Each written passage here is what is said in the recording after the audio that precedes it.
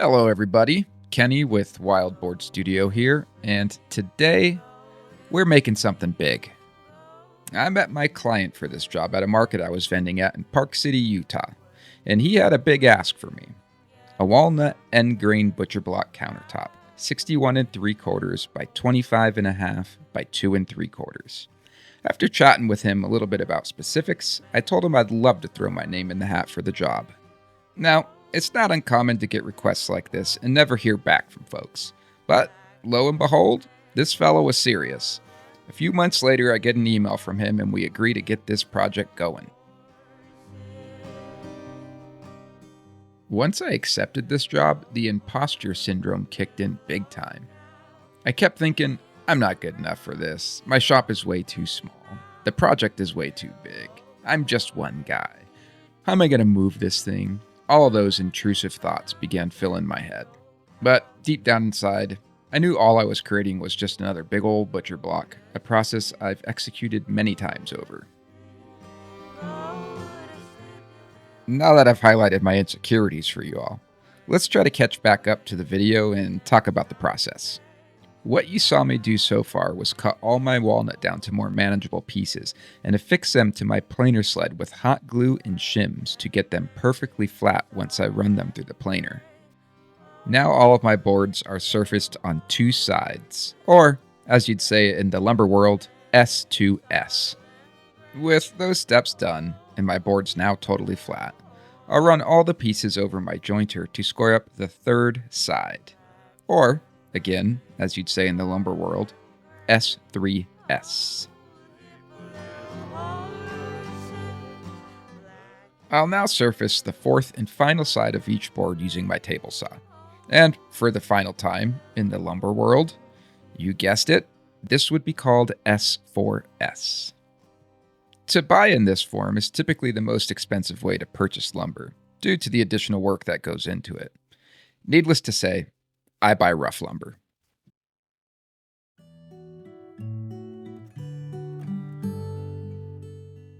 With all of my individual slats now cut and completely square, it's time to run them all through the drum sander to remove any marks left by the table saw and to bring each of them to a target thickness of 1.5 inches. Let's go ahead and call that dimension 1. Once that step is completed, it's time to start thinking about the overall appearance of the countertop. And that begins with the grain structures of each piece, individually.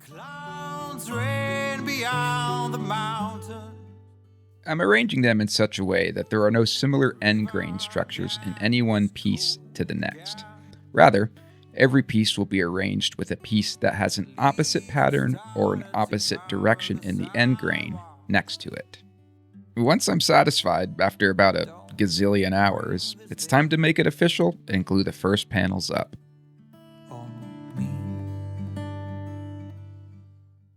You'll probably notice that I'm applying glue to both sides of each slat during these glue ups.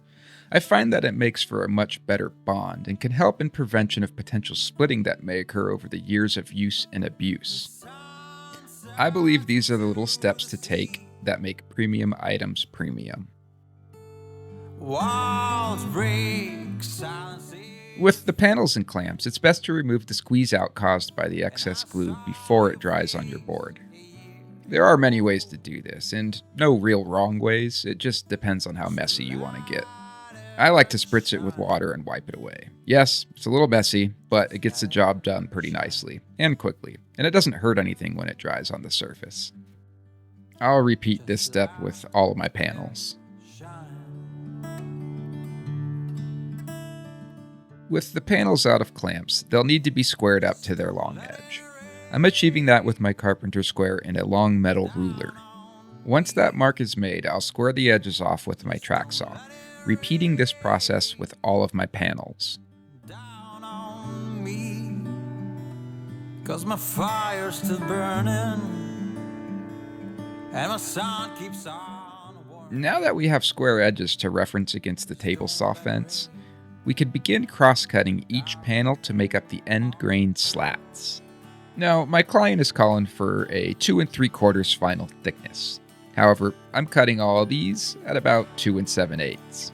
Doing this will allow me to hone the entire board to its final thickness once it's glued up and in its final form. Remember I talked about arranging the end grain structures so that there are no repeating patterns next to one another? Well, this becomes a real challenge when you cut each panel into their respective slats. Each panel will have nearly identical grain structures associated within it, with slight variations as you make each cut. However, these variations aren't great enough, making them noticeably similar to the next, almost as if each panel has its own fingerprint. This is why I'm carefully shuffling and arranging them so that none of them match to the next. With the slats organized how I like them, I'll go through and number each one so I could put them back together in the same order. And from here, as you can see, it's back through the drum sander to bring each slat down to 1.5 inches, however now in the other dimension. Let's go ahead and call that dimension 2. I like to strike the sides of each slat prior to the glue up, so that I know which way is up. Doing this steps helps me to avoid making irreversible mistakes.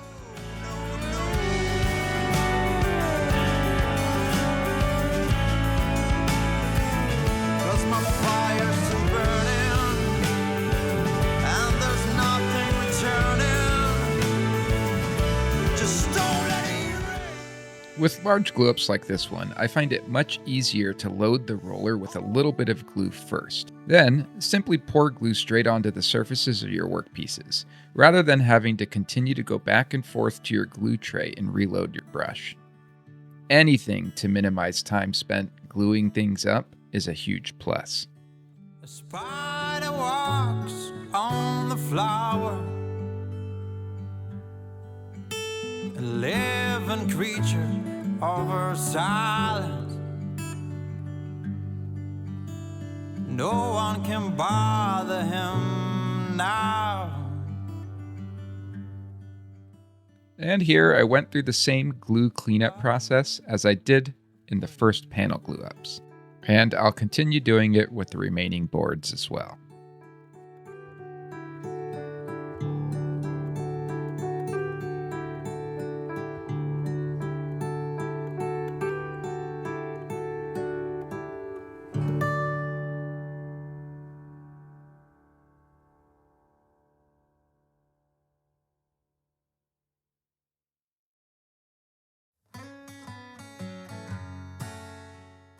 You've probably noticed by now that I didn't glue up the entire countertop all in one go.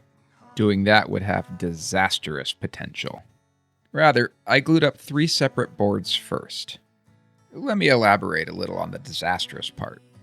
Had I attempted to get this thing done all in one go, I would have left myself vulnerable to errors. Remember, anything you can do to save time when doing a glue up, it's always a good thing. That's because wood glue tends to dry or get tacky pretty quickly once it's in contact with wood. By the time I finished one side, I would have been at risk of the other side starting to dry before I can get it under clamp pressure.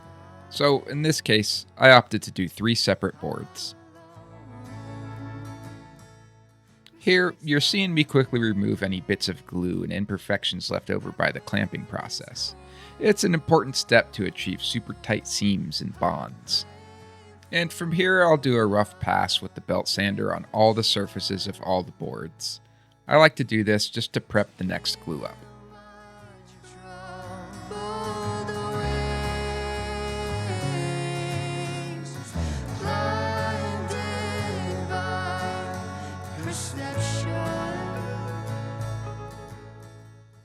I'm treating this glue up the exact same way as the other glue ups, except with 3 extremely large pieces versus many small pieces.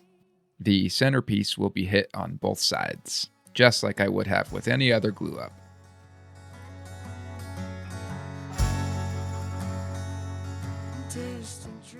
Now I want to quickly point out, at this length, these 3 large pieces are much easier to manipulate and handle than the 40-something individual pieces would have been.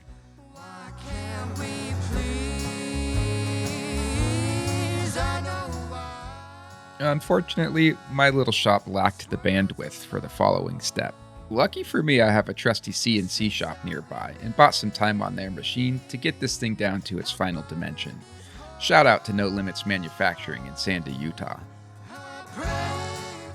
I've mentioned in past videos that sometimes you're at the mercy of your local lumber suppliers on the quality of materials you can get your hands on. Well, I'm overall very happy with the lumber I used for this job. It did come with some knots, pits, and some checking, most of which ended up back within the countertop during the glue-up process. But, as you can see here, not all of it. When I arranged all the pieces for optimal appearance, I organized all the knots and checks so that they would be on the bottom of the board versus the top cutting surface. And I filled them with a mixture of epoxy resin and activated charcoal. I like to use the activated charcoal versus a dye because it tends to not bleed through the wood fibers. Here I'll strike the surface with pencil and sand it off with 80 grit sandpaper. I'm going to repeat this step on both sides over and over and over again until all the CNC marks are gone. With the CNC marks gone, I'll progress through the sandpaper grits, water popping the grain in between each grit. I'll go from 80 to 120 to 180 to 220 to 320.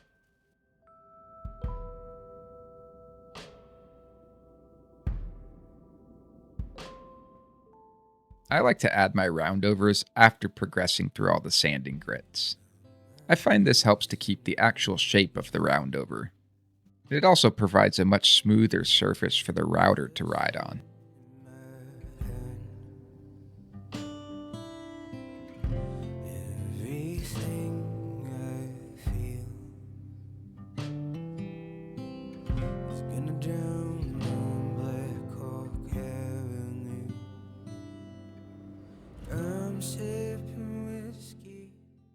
Well, with all the sanding and profiling complete, now it's time to add the oil. When I add oil, I like to do it on both sides pretty much at the same time. This helps to prevent any cupping or warping that can occur from sealing up one side of a board. Trust me, I've learned this the hard way. It's always best to be really generous with the amount of mineral oil you use. In cases like these, there's never too much.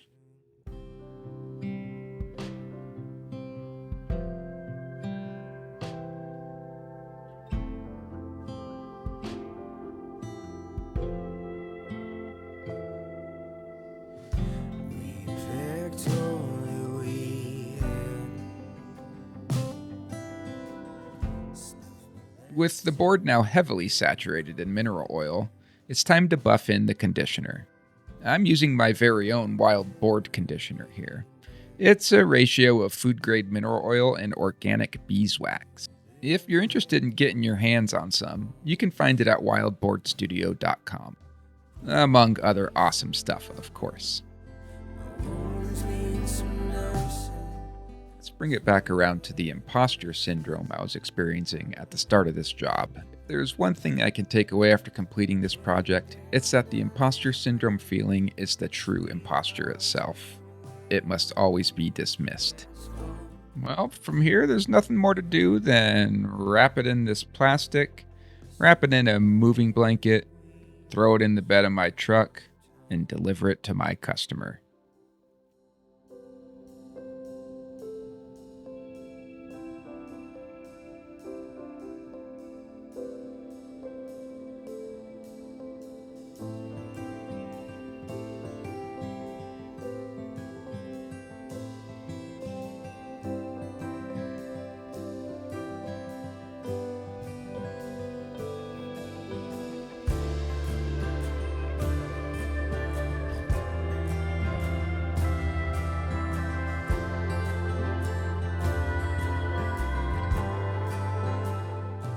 If you're still here, I want to say thanks for sticking around.